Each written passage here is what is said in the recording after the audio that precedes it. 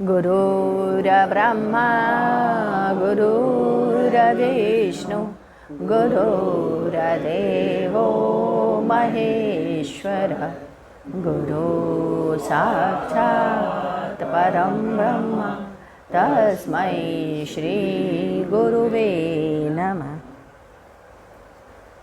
आइए आगे की तरफ पढ़ते हैं। 6 दिसंबर सन 1996। भट्ट जी भक्त कथा। भट्ट जी केशव भट्ट कश्मीरी के अंतरंग शिष्य थे। भगवान में दिन रात डूबे रहते थे। ब्रज के कवियों में से ही थे। इन्होंने भगवान को रिझाने में ही आनंद मिलता था। जैसे जैसे भावना करते वैसा ही दृश्य बनने लगता। एक बार ये कालिंदी के तट पर वर्षा होने लगी। उस वर्षा में इनकी भावना जग उठी कि भगवान इसी तरह रासलीला में भींगते रहें। जब रासलीला होती होगी तो वो ऐसे ही भींगते रहे होंगे। उन्हें आभास होता गया कि ऐसा दृश्य उपस्थित हो गया। इसी तरह उनकी विकलता बढ़ती गई। हमेशा राधा कृष्ण के चिंतन में डूबे रहते। एक बार भगवान राधा के साथ प्रकट हो गए। अब उनकी अकुलाहट बढ़ गई। उनकी कविता फूट पड़ी। नैनन में बसे 2 चांद, यह प्रेम भाव में उन्नत रहते। कभी बाल रूप भगवान को गोद में खिलाते, कभी पूरा पूर्ण रूप देखते। इन्हीं के शिष्य थे हरिव्यास देव। ये भी उत्तम कोटि के संत थे। जब ये दीक्षा लेने आए उस समय भट्ट जी अपने गोद में राधा कृष्ण को लिए खेला रहे थे। उन्होंने पूछा, क्यों जी, मेरे गोद में क्या देख रहे हो? उन्होंने कहा, कुछ नहीं महाराज। कहा, जाओ गोवर्धन की परिक्रमा करो। ये 12 वर्षों तक गोवर्धन की परिक्रमा करते रहे। वापस लौट कर आए। उस समय भी कृष्ण और राधा उनके गोद में थे। पूछा, मेरे गोद में क्या देख रहे हो? उन्होंने कहा, कुछ नहीं महाराज। भट्ट ने कहा, जाओ 12 वर्षों तक पुनः गोवर्धन की परिक्रमा करते रहो।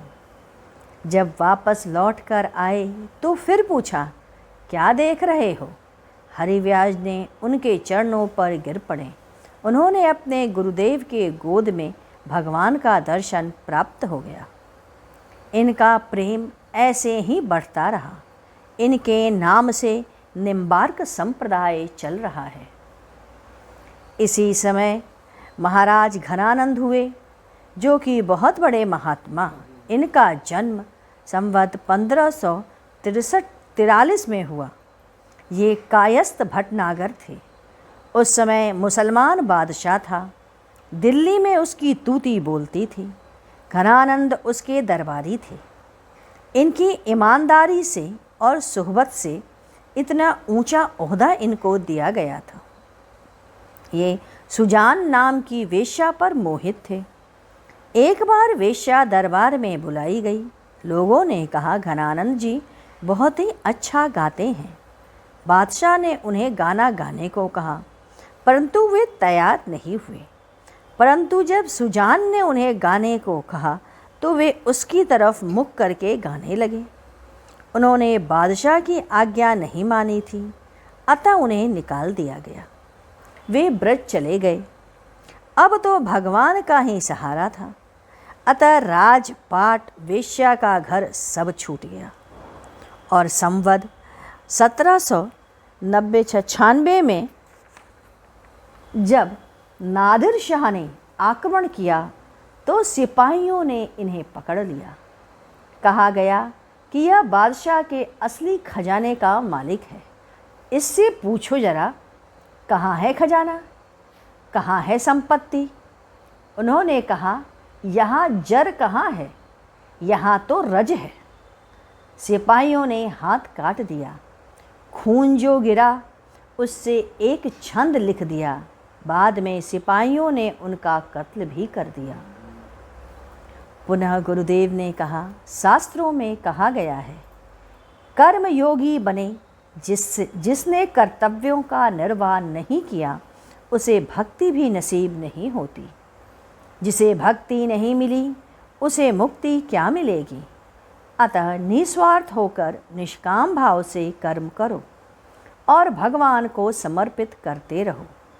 जैसे नगर में जब कोई मंत्री आता है तो चारों तरफ सफाई कराई जाती है, वैसे ही जब सद्गुण विकसित होने लगता है तो विकारों को हट देना चाहिए या हट जाते हैं।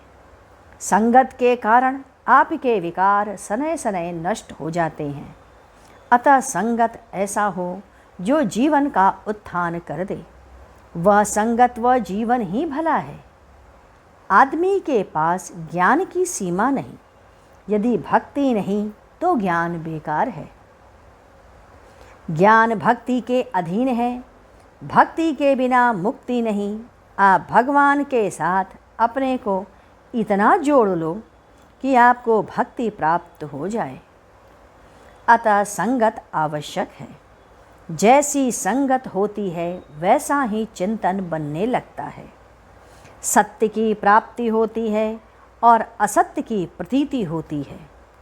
एक राजा सोहन थे। उनको भांग खाने की आदत सी हो गई।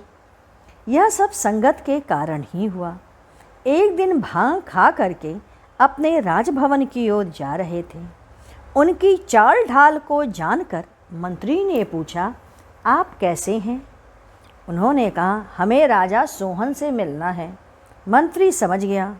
उसने कहा, यदि राजा सोहन से मिलना है तो दही और नींबू खाकर 1 घंटे के बाद आना, तब उनसे तुम्हारी भेंट होगी। उसके पश्चात 1 घंटे के बाद खाने पर उनकी बुद्धि खुल गई। आप परमात्मा के अंश हैं, उनसे अलग ना हो। माया के अधीन आप हो गए हैं। आपने अपने को इस संसार के प्रति प्राणी मान लिया है। जब आपको ज्ञान हो जाएगा तो आप शुद्ध हो जाएगा। मेरा शरीर प्रतीति है, क्षणभंगुर है, नष्ट हो जाएगा। संसार का संबंध भी समाप्त हो जाएगा। संसार का संबंध 3 पर ही आधारित है। पहला जन्मजात, दूसरा संपादित और तीसरा सनातन। जन्मजात के अंतर्गत माता पिता कौन है यह आप जानते हैं। भाई चाचा मामा यह सब जन्मजात है, इनका संबंध लगा रहेगा।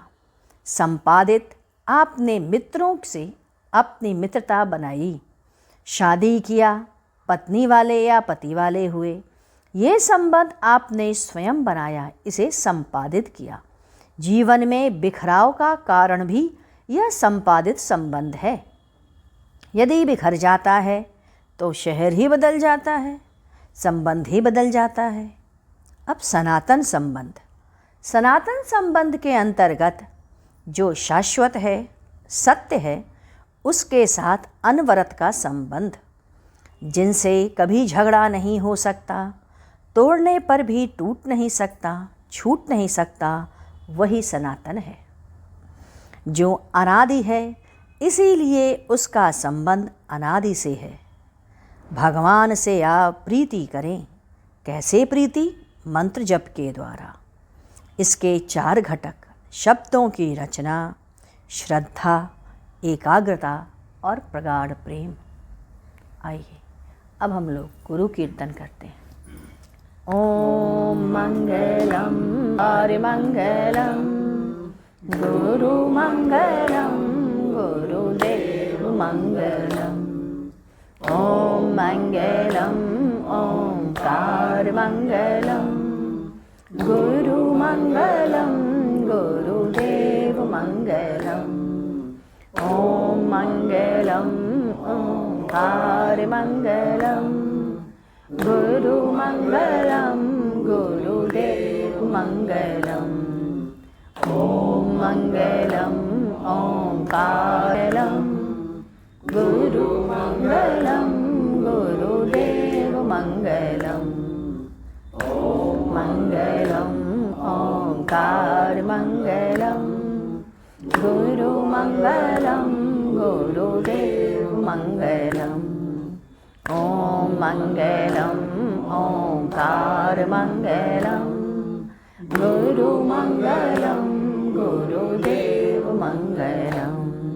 बोलिए सतगुरुदेव की जय।